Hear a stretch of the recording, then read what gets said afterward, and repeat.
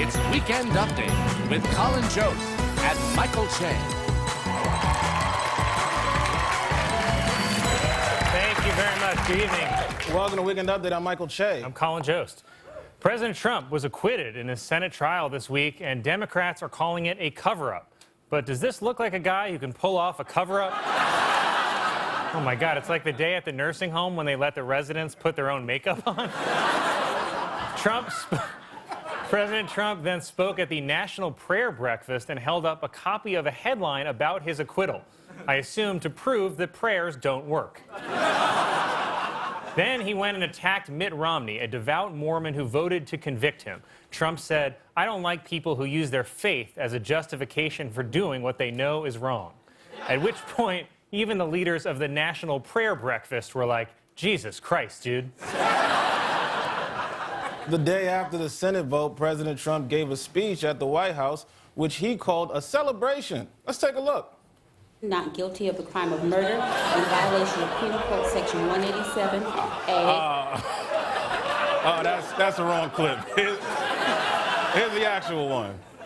Adam Schiff is a vicious, horrible person. Nancy Pelosi is a horrible person. It was all bullshit. When I fired that sleazebag, all hell broke out.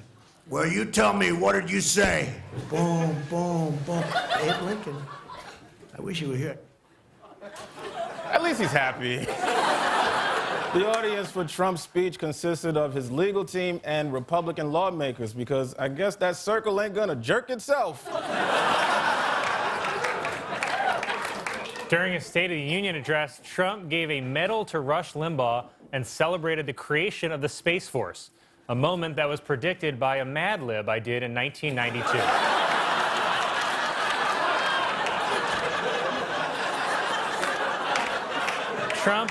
Trump also railed against public schools, calling them failing government schools. Okay, but you went to private school and you don't even know where Kansas City is.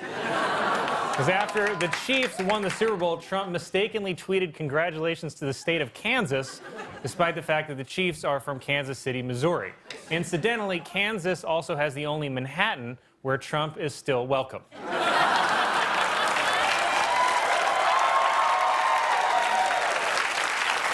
During the State of the Union, President Trump, in a touching moment, awarded Rush Limbaugh the Presidential Medal of Freedom.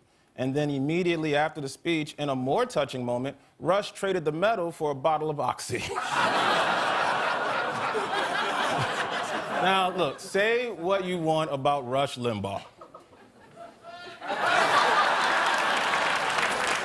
Oh, that was it. That was it. During the State of the Union, Trump also attacked California for refusing to cooperate with ICE agents, saying this. The state of California passed an outrageous law declaring their whole state to be a sanctuary for criminal, illegal immigrants. I'm sorry, a sanctuary? Sounds like someone's been listening to their old Outkast albums.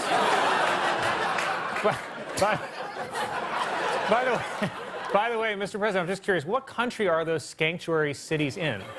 The United States. Oh my God, it's like Sean Connery. The results for the Iowa caucuses were delayed after officials found inconsistencies due to a problem with a new voting app. So I guess it's no surprise that Iowa's voters chose the candidate who looks like the grandson that fixes your computer. This problematic voting app was developed by a company called Shadow Inc. Remember in the 2016 primaries where the Democrats' main problem was transparency? And then this time they hired a company called Shadow Inc. That's like losing half your money in wire fraud and then putting everything you have left into something called Nigerian Prince National Bank. On Friday, Lieutenant Colonel Vindman, who testified during President Trump's impeachment trial, was escorted from the White House and fired. Now, you might recall that Vindman received a Purple Heart due to a wound in combat, while Trump has a Purple Heart because his blood type is hamburger grease.